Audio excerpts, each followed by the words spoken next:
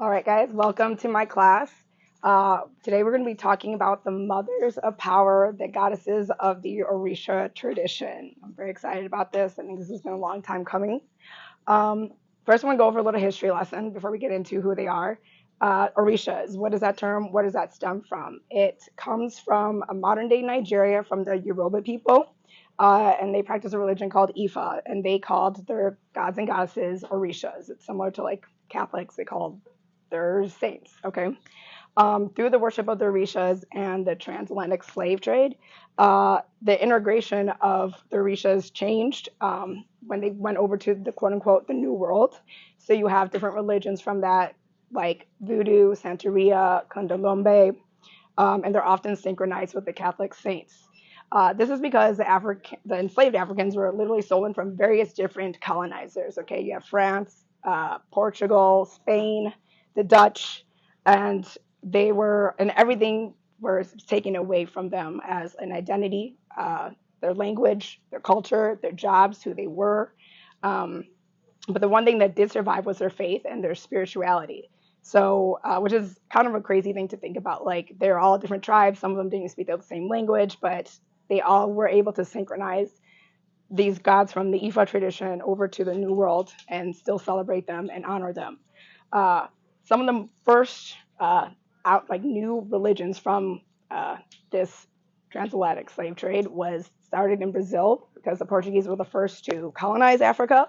And there's the oldest and most amount of information in history with Western, like these traditions. So you have three different types. You have Condalumbe, Umbanda, and Palo. It's a lot. I'm probably saying those names wrong with that. Outside of that, you have Spanish. So anywhere you have Cuba, Puerto Rico, you have Santeria, Lucumbe, Ocho, 21 divisions, which is in Dominican Republic, and United States. Does anybody know why we don't have the enslaved Africans don't have? They didn't worship any gods here. They weren't allowed. Well, because we were colonized by the English, and the English were Protestants, so they didn't have idols. So the enslaved Africans that came here, they did more of like pagan and elemental traditions. They put their spirits within the earth and the herbs. So that's where you get root work and hoodoo. Um, let's talk about the Catholics for a second. I am Catholic because that is a big thing of how this tradition has been able to survive. The enslaved Africans, well, Catholics love a statue. They love an idol. They're very, there's all about the imagery. So the enslaved Africans were able to look at these images and insert said god or goddess to these saints to hide it because everything had to be secret. Everything had to be hidden. Um, okay, so now we're talking about the African mythology within divine feminism because this is really powerful. A lot of traditions don't have the women gods or goddesses tend to have like a singular role, like the goddess of the hearth, goddess of love. Like, that's not a disrespect, but in the African traditional religions, the goddesses are more multifaceted. They're nurturing and destructive. They're war, justice, fertility, birth, love, all in the same kind. And they are on the same level as the male, quote unquote, male aspects of them. Also, when I talk about feminine and masculine, I'm not talking about gender. These are just divine cosmic energies. Divine masculine is active energy. Divine feminine is more passive energy. Okay, nothing right or wrong with that. And another thing before we start is working with the Orishas. I get this question a lot when I used to work here. How can we approach them? Is it sacred? There's two avenues with your connection to these Orishas. One, you can go the traditional religious route, where you become initiated either into Voodoo, Ifa, Santeria, and it is a incredibly long process, tedious process. You're dedicating your time, your money, you're sacrificing a lot, depending on what religion you're in. But your connection to those Orishas, and a lot of times you get crowned with just one, but your connection is direct, like on speed dial. They're watching over you. They are part of you all day, every day, all encompassing. It is a lifelong commitment and it is a bond. Whereas where I am not initiated, but I still work with them. My connection is, not going to be as strong as anyone under that, those faiths, but it's still very strong. I, connect with them every day. There's no right or wrong to this. I will say the Orishas are open to everybody and every everybody. Gender, race, it does not matter. These are cosmic beings. They don't look at things like race or gender as a division. I will say you do have to approach them with reverence, with history, make sure you're coming with your, just like any other pantheon of any gods or goddesses, do your work, like do your research, make sure you got the right offerings, make sure you understand, what they don't like and why you're approaching them. I also hear a lot that, oh, if I lit a candle, they're going to punish me. Like there's a lot of like fear about that. And I want to dismantle that because they're not punishable gods. They don't really care about you. You think you lit the candle wrong, they're going to punish you for that. That is not what they're about. They are way more divine than that. I would say those who work in the religion and you make a promise to them, you don't keep it, yeah, those are going to be repercussions.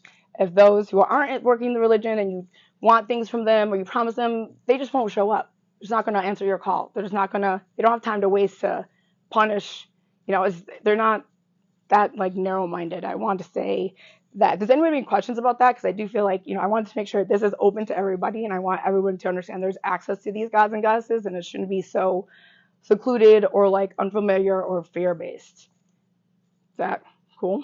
Okay. I want to point out that I just found out one of our customers just got initiated in AFA, so I think that is very, very, very cool. How long does that take you, by the way? That was 3 days. 3 days? But how long is that process, like when you decided to get initiated? Yeah. Oh, it's a lot of preparation. Yeah. Time and commitment. Yeah. I am kind of lazy, so I don't do that. Okay. So the first we're going to talk about, I kind of did a little overall, the mother, maiden, crone aspect. So the first is the mother vibe, Yemaya, okay? Her name literally means in Ifa, the mother whose children are fish. I always say that wrong. You'll see her name pronounced many different ways, depending on what, again, culture or country that she like stems from. Some spell it with an I, emoji. Some spell it with a double L with no Y. She's all the same. It all depends, okay? She's associated with the moon, oceans, salt water, and motherhood, the sea, fish, anything related to that. She is the bestower of life. They say that she is the mother of all the Orishas in one of the stories. She gave birth to all the Orishas. In a lot of stories, she's a sister or a daughter, some of them. Again, there's a vast difference depending on what culture or country you're looking at. She is often portrayed as a mermaid, or like this, very Virgin Mary style. She is synchronized with Virgin Mary. Just the open arms, the little halo. She's always wearing blue, always wearing blue and silver are her colors. Pearls around her, very like divine, calm energy. When you want to work with her, working with a Yemaya, like if you're interested in her, what should you be doing, right? So she is the guardian of the home. She's going to make everything peaceful. She's going to remove any negative energies. When you have a chaotic home and you go out into the world, you're kind of going in the chaotic mind. So she keeps the peace and the tranquility in the home. She removes any negative energies out. She allows good energies to come in. It's almost like she also creates a moat around the home to keep a protective barrier for that. She's all about like keeping things foundational and safe. Like water, she's very nourishing. So those who are burnt out, stressed out, like unhealthy, they need to like detox. She helps, remove those toxins, kind of slow things down so you can nourish yourself first before you can go out into the world. She's all about self-care, in a very like foundational, basic way that I think we always kind of forget about or don't do enough. And that being said, she's also really healing. Again, she removes illnesses, mental illnesses, bad emotional baggage. She's going to wash those things away. She's also going to, just like water, because water is the strongest element in the world. She removes blockages. She's going to cut a path for you to get to the next goal with the path of least resistance and to open new pathways for you. So if you're looking to do road opener stuff, you want to like start a new career, I don't know, move to a new place, she's going to make sure that way is going to be easy and less stressful. She's very forceful, she's very temperamental like the ocean or the moon. So for those who, are harming you, she is just like water. She will drown them out. She will flood them out. She can, I always vision like a flash flood coming over to take over your enemy, very forceful, very destructive. But it removes all obstacles in your way. She's very protective in that way. Um, Fertility. She's known for fertility. Fertility is not just women giving birth, okay? Fertility is making something ripe so something can be birthed and something can grow. So I think a lot of people are like, well, I don't worry about fertility because whatever, I don't have babies. But that's the wrong way to think about it, because without having a fertile foundation, nothing can grow. You want to start a business, but you don't have, you have bad credit. You don't have a real estate agent. You haven't gotten a website startup. She's going to make sure that all those things are set in place. So when that business does grow, or does come about, the growth is going to be strong, steady, and stable, which is really important. She's not about immediate gratification. She's about creating conditions that are foundationally there and safe. So whatever you want to come into your life will happen. Fertility is actually a theme amongst all of these goddesses, but I just want to point that out. It's not just secluded to making a baby. It is, I mean, she also can help with that, and reproductive issues, but more importantly, she focuses on creating a great environment so things can be stable. Um, like I said earlier, she is synchronized with the Virgin Mary. And in different countries, well, we all know the Virgin Mary has many different names.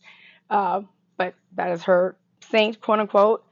So this is, how do you show up with her? If you're interested in her, how would you start an altar? All of them, I definitely would recommend creating an altar. But for her, water. I would get, if you don't live by the ocean, get some water in a cup, put salt water in it. Seashells, cowrie shells, anything that's water fossil related. She loves fish, dolphins, mermaid imagery. She's represented like a mermaid. She loves anchors, boats. She's associated with the tarot card, the moon. And I also want to say the Queen of Cups, which is also really cool. My altar for her, I have the moon and the Queen of Cups on that for her. Her number is 7, so anything that you offer her, I put it in 7. So I have 7 cowrie shells on the altar. I have 7 seashells. I have 7. I don't have a bowl of 7 different salt waters, but you just want to make sure that you're coming out with the number 7. For drinks, she likes gin. A lot of the Orishas, you hear rum, but she likes gin. I don't know why.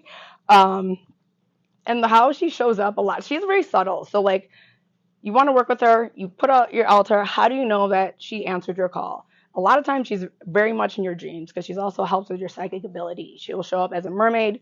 She'll show up as a very motherly figure. So if you ever have a problem getting dreams, or you don't have dreams, she kind of awakens that, or breaks that barrier down, so you know that she is there. She's very much in your head. Yeah, she's very subtle in her, compared to the other two. She's very subtle when she appears. You just kind of have a sense of a nurturing mother vibe. Does anybody have questions about Yamaya? This is a quick basic one. Yes. Juniper bushes Mm-hmm. grow near the ocean, Oh, which is how you make gin. very true. Okay, I didn't know that. Juniper berries are one of her things too. Mm. Out of curiosity, Mhm. driftwood be acceptable? Sure, anything that's come from the ocean. Yeah, and I should say this, when I also work with her, I immediately talk to the moon and I talk to water. She is associated with the moon, so I'm like, yeah, help me out. I have my altar with her, but I also will communicate to the moon or to water with her, just so she knows I'm around. I also clean water. If I'm at a river or a lake, I always clean up litter, even if it's nasty. I try to let her know that I'm watching over the waters for her, just as a give and take with that. Which is why you like baths instead of showers. Yes, I love bath. When I take a bath, this is just personal. I know when I take a bath, I go under the water 7 times for her every time, just so she knows I'm hey, I'm waking you up. This is my personal thing.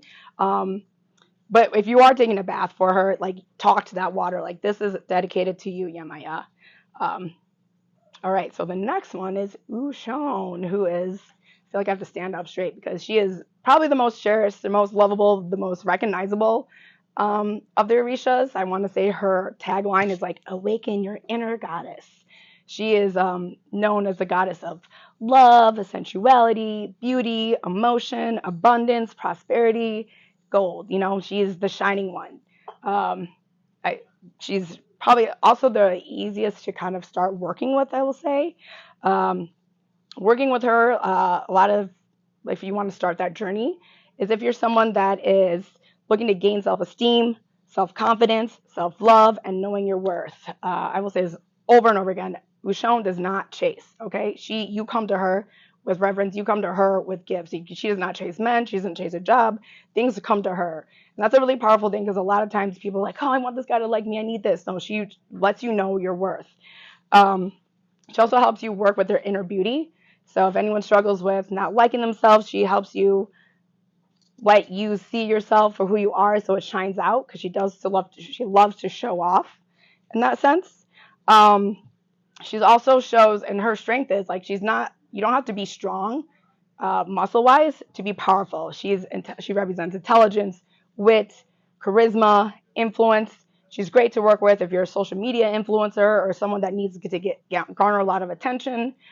There's power in that. There's power in her words. She's she's also associated with honey. Like your words are just sound sweeter to everybody. She just has a very mesmerizing aura to her. Um, she also commands and controls situations, which is another power. Again, you don't need muscle for it. Like when you need to influence a room, you want to get this job. Working with her, she's going to get you that attention and make people like remember you because like her imprint lasts. She is, they say, and again, depending on the story, one of the Orishas that is most dangerous when she is angry.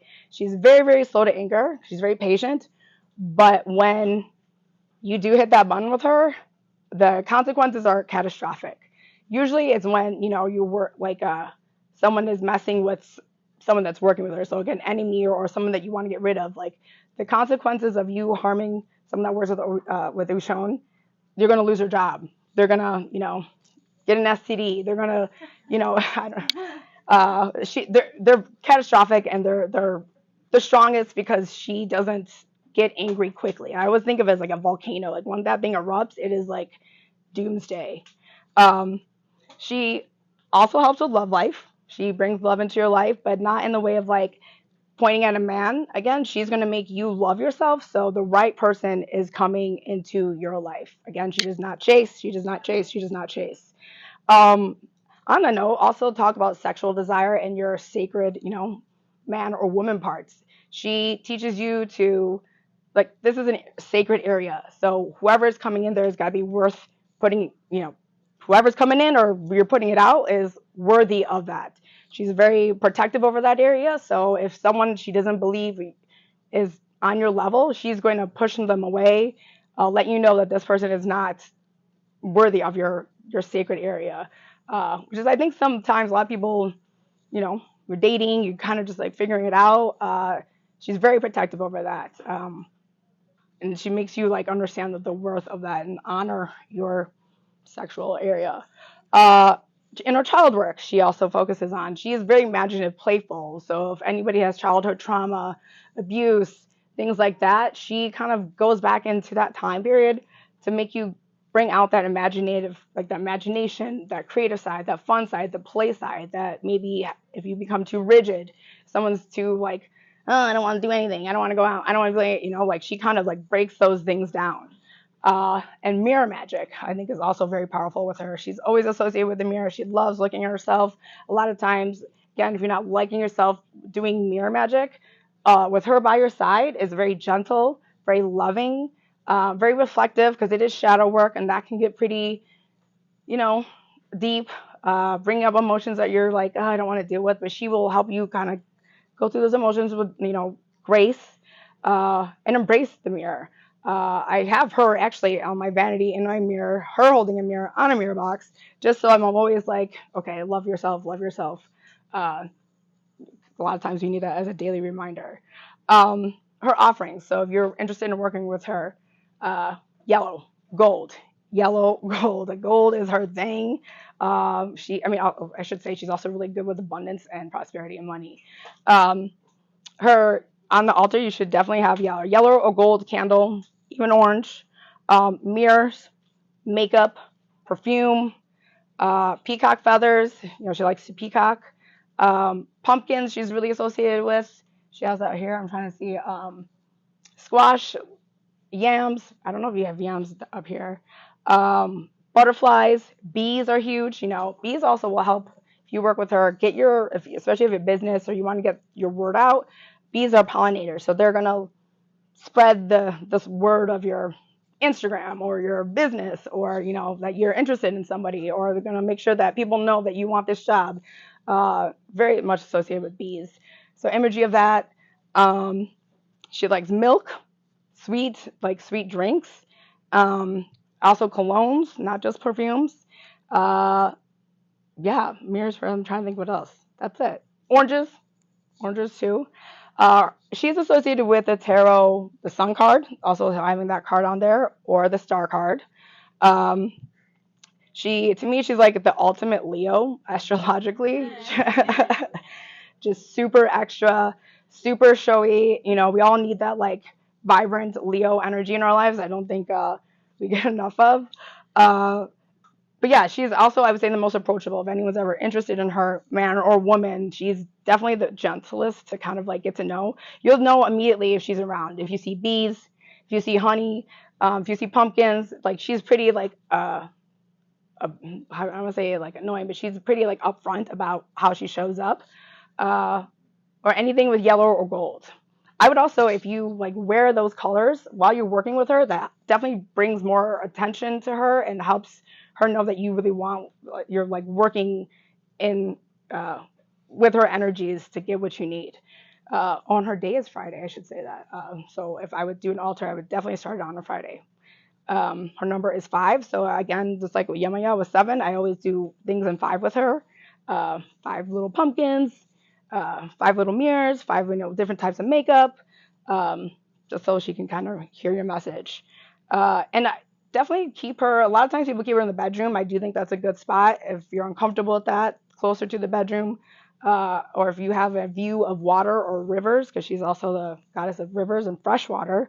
And putting water, like river water, out there. She loves that. And then the next one is Oya. I'll talk about why I have them separated too.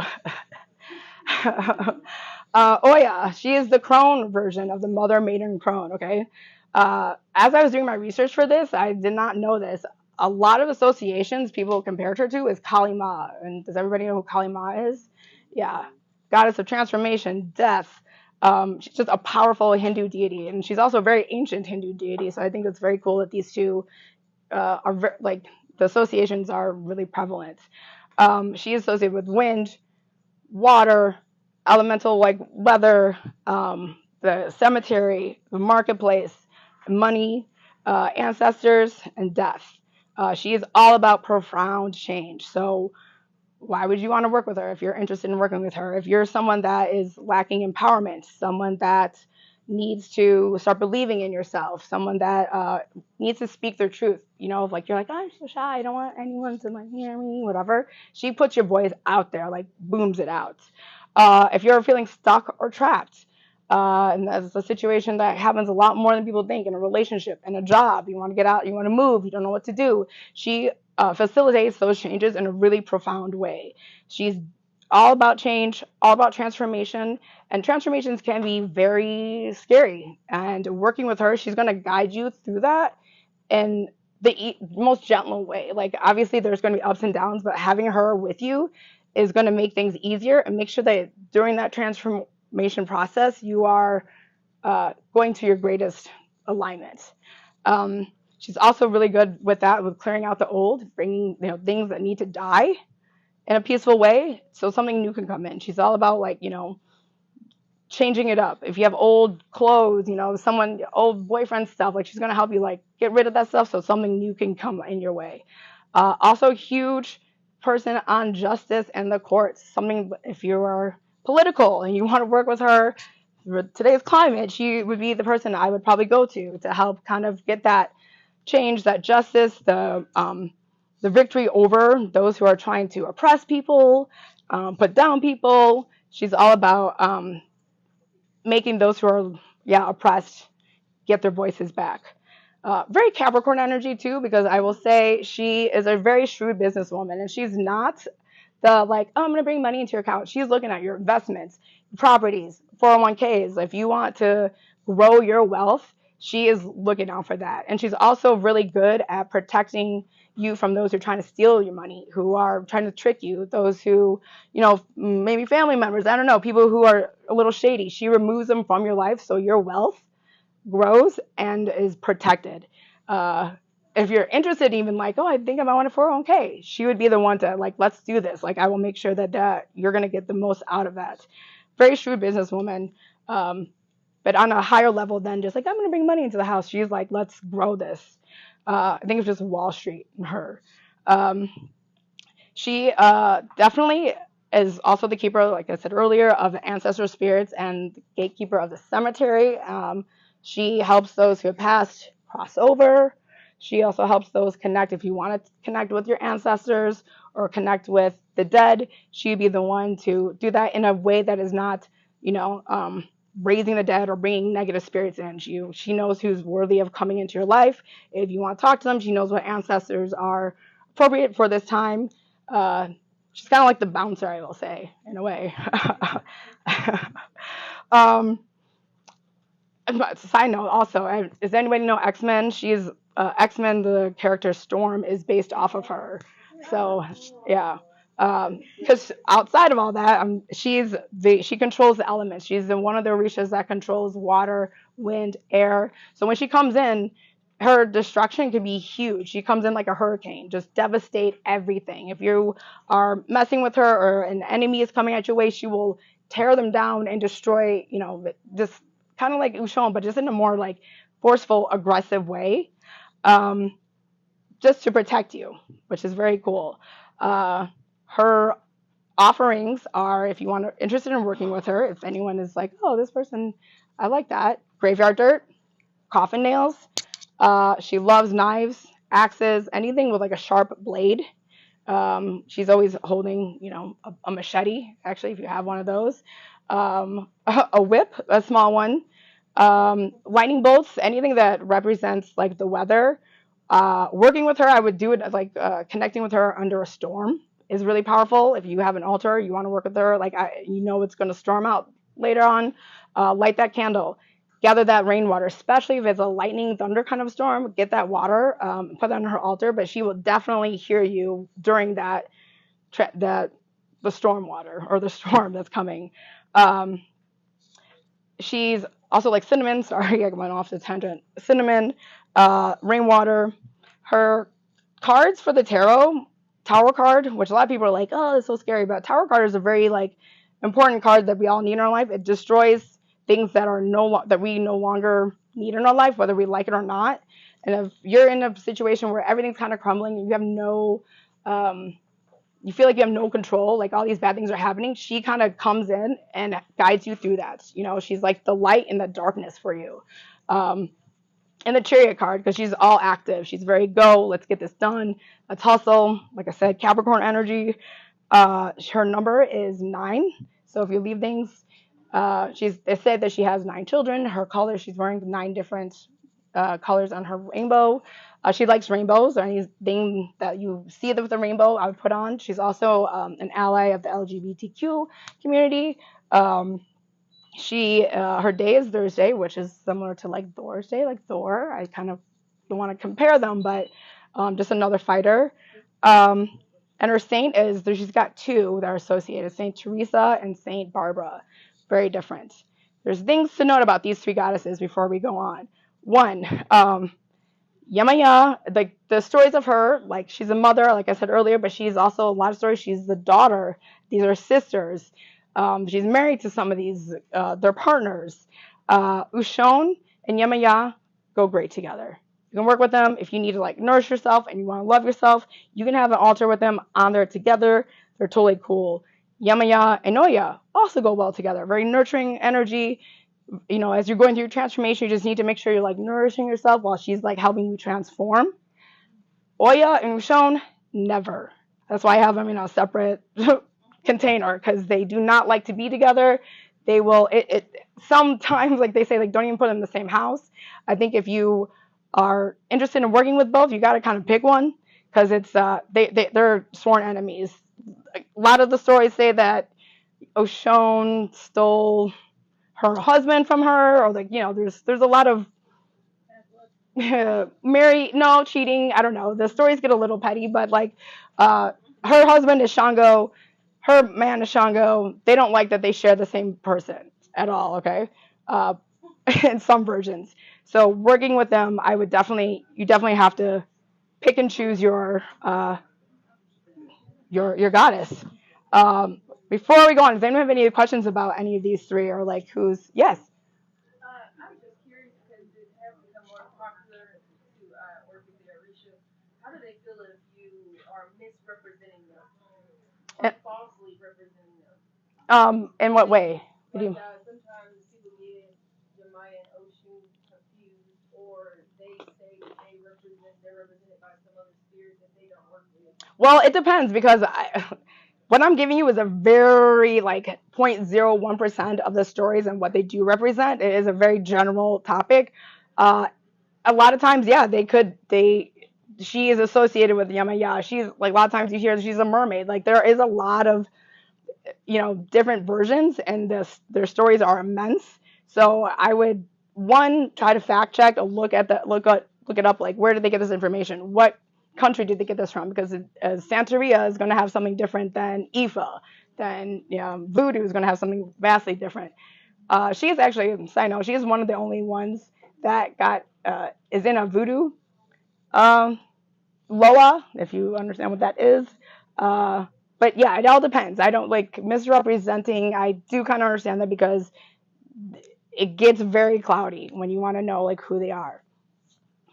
Or do you mean it like in a bad way, like they're claiming? Yeah, like they say, for example, one has with some people call it child, like you get initiated in, and then you try to use that same spirit to attack the very person who's initiated under this particular Orisha. I'm wondering how they react to that. That is something you would ask someone that's initiated. That's a good question. I'm not sure. Yeah, yeah. The religion side of working with the Orishas is a very secretive, and no, I don't want to say in a bad way, but there's a lot more to the story. And if you take the time to like get initiated, you'll learn. But yeah, I don't, I'm not initiated, so I cannot speak for that. I just do know that there is a lot more out there that I do not know, unless I go through those religions. Yes. When you're talking about not having these two queens together, is it at the same time? Same time. So it's just like to basically make sure to show them reverence for whatever they're specifically for in the time, not trying to like. Yes. Or I would just focus on if you like both of them, I would just what are you needing right now more importantly. A lot of times they don't even like being in the same house together. I just have to say that it's the jealousy comes out. But I mean yeah. Any other questions? Yes. Do you have any trusted books that you would recommend or read? Absolutely, I have some trusted books. There's a lot here. I'm not trying to sell up, but I can show you at the end. And these books are very open to everybody learning. Again, this is an open practice. This is not for whoever. Anybody can approach these deities, just like anybody can approach Norse deities or Greek deities. You'll just know they don't show up. Anybody else? So I got one more I'm going to talk about who's not. I don't have a picture of her, but I just find her to be very interesting. And her name is Nana Bukaru. She is called the Ancient of the Wisdom. She is said to be the grandmother of all the Orishas. She's a very ancient deity. You see her a lot, not just in Ifa, but in the Voodoo tradition. She's highly worshipped. She is, scholars believe that there's two things. Either she is a synchronization of multiple different African deities that are merged together, or that she is a version of, or a survival of a very ancient African goddess that was worshipped by the earliest humans in Africa that has survived, which is crazy. So working with her, she is I call the wisdom of the ancients, okay? She is not here to deal with human problems. you need a house, you need a home. She's like kind of a higher level thinking. She's like tapping into that crown chakra, your spiritual guidance, your spiritual healing, spiritual cleansing. If you feel like your chakras are misaligned, she's the one to kind of tap into the energy and really help you through this spiritual journey. She's all above the head. She's not going to be here for I don't know, a house. But she is, because she's so old, she has the wisdom of kind of, especially if someone has spiritual problems or they're feeling really blocked or they feel like there's like entities that are around them that they can't clear out. She's definitely like, I don't want to say just the exerciser, but the removal of those negative things and also making sure that you have a clear, direct path to spirit, or however that looks. She is very slow to manifest. She's very slow to kind of show up. So like meditating is number one, I would say. Working with her, like kind of trying to call her in over and over again, trying to get, I call it your beacon. Like hopefully she'll get your phone call. Like, you know, it may not show up for the first time you do it, but just be patient because when she does, it is very powerful. And I recommend anybody who wants to like to hide their intuition or feel like they have psychic abilities, but they're not sure how to develop them or how to see things. She's going to guide you and let you know, oh, your psychic ability is seeing the dead, or, you know, helping you and also protecting you in those abilities. I think she's awesome. But to work with her, you should definitely come. I think in a meditative way, number one. Alter, she likes old things, fossils, dinosaur bones, any crystals that have been around for millennia, veils. Like, because she's the grandmother spirit, I always think of her like doilies, like the little things that grandmothers make, like as an altar cloth, you know.